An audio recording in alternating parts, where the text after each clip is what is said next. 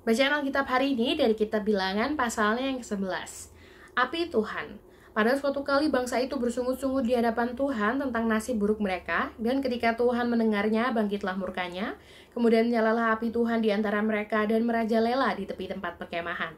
Lalu berteriaklah bangsa itu kepada Musa, dan Musa berdoa kepada Tuhan. Maka padamlah api itu. Sebab itu orang menamai tempat itu Tabera, karena telah menyala api Tuhan di antara mereka. Tuhan berjanji memberi daging. Orang-orang bajingan yang ada di antara mereka kemasukan nafsu rakus, dan orang Israel pun menangislah pula serta berkata, "Siapakah yang akan memberi kita makan daging? Kita teringat kepada ikan yang kita makan di Mesir dengan tidak bayar apa-apa, kepada mentimun dan semangka, bawang prei, bawang merah, dan bawang putih. Tetapi sekarang kita kurus kering, tidak ada sesuatu apapun kecuali mana ini saja yang kita lihat. Adapun mana itu seperti ketumbar dan kelihatannya seperti damar bedolah. Bangsa itu berlari kian kemari untuk memungutnya, lalu menggilingnya dengan batu kilangan atau menumbuknya dalam lumpang. Mereka memasaknya dalam periuk dan membuatnya menjadi roti bundar, rasanya seperti rasa panganan yang digoreng. Dan apabila embun turun di tempat perkemahan pada waktu malam, maka turunlah juga mana di situ. Ketika Musa mendengar bangsa itu, yaitu orang-orang dari setiap kaum, menangis di depan pintu kemahnya, bangkitlah murka Tuhan dengan sangat, dan hal itu dipandang jahat oleh Musa. Lalu berkatalah Musa kepada Tuhan, "Mengapa kau perlakukan hambamu ini dengan buruk, dan mengapa aku tidak mendapat kasih karunia di matamu, sehingga engkau membebankan kepadaku tanggung jawab atas seluruh bangsa ini?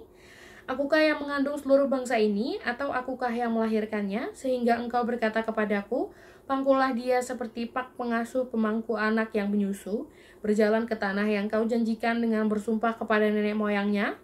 Dari manakah aku mengambil daging untuk diberikan kepada seluruh bangsa ini? Sebab mereka menangis kepadaku dengan berkata, berilah kami daging untuk dimakan. Aku seorang diri tidak dapat memikul tanggung jawab atas seluruh bangsa ini, sebab terlalu berat bagiku. Jika engkau berlaku demikian kepadaku, sebaiknya engkau membunuh aku saja, jika aku mendapat kasih karunia di matamu, supaya aku tidak harus melihat celakaku."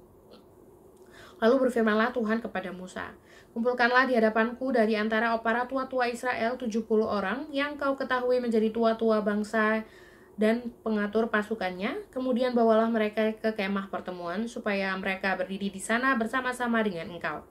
Maka aku akan turun dan berbicara dengan engkau di sana, lalu sebagian dari roh yang hinggap padamu itu akan kuambil dan kutaruh atas mereka.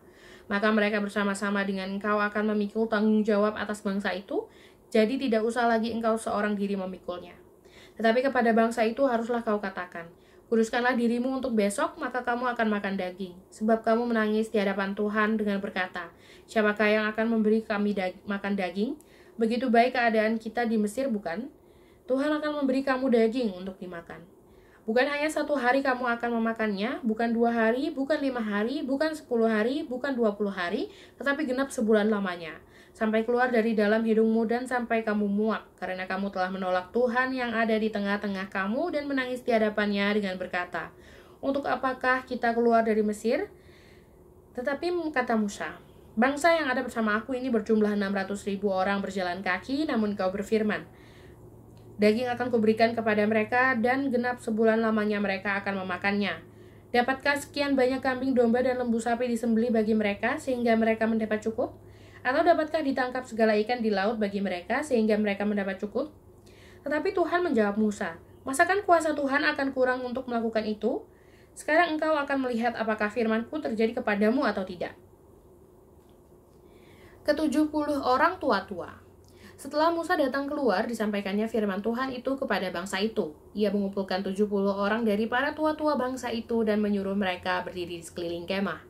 Lalu turunlah Tuhan dalam awan dan berbicara kepada Musa.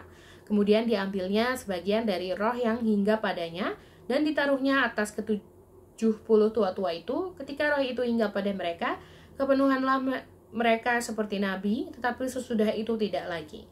Masih ada 2 orang tinggal di tempat perkemahan, yang seorang bernama Eldad, yang lain bernama Medad. Ketika roh itu hinggap pada mereka, mereka itu termasuk orang-orang yang dicatat, tetapi tidak turut pergi ke kemah. Maka kepenuhanlah mereka seperti nabi di tempat perkemahan, lalu berlarilah seorang muda memberitahukan kepada Musa, Eldad dan Medad kepenuhan seperti nabi di tempat perkemahan. Maka menjawab Lah Yosua bin Nun yang sejak mudanya menjadi abdi Musa, "Tuanku Musa, cegahlah mereka." Tetapi Musa berkata kepadanya, "Apakah engkau begitu giat mendukung diriku? Ah, kalau seluruh umat Tuhan menjadi nabi, oleh karena Tuhan memberi rohnya hinggap kepada mereka." Kemudian kembalilah Musa ke tempat perkemahan, dia dan para tua-tua Israel. Burung puyuh. Lalu bertiuplah angin yang dari Tuhan asalnya, dibawanya lah burung-burung puyuh dari sebelah laut dan dihamburkannya ke atas tempat perkemahan dan di sekelilingnya, kira-kira sehari perjalanan jauhnya ke segala penjuru, dan kira-kira 2 hasta tingginya dari atas muka bumi. Lalu sepanjang hari dan sepanjang malam itu dan sepanjang hari esoknya, bangkitlah bangsa itu mengumpulkan burung-burung puyuh itu. Setiap orang sedikit-sedikitnya mengumpulkan 10 homer. Kemudian mereka menyebarkannya lebar-lebar sekeliling tempat perkemahan. Selagi daging itu ada di mulut mereka sebelum dikunyah, maka bangkitlah murka Tuhan terhadap bangsa itu, dan Tuhan memukul bangsa itu dengan suatu tulah yang sangat besar.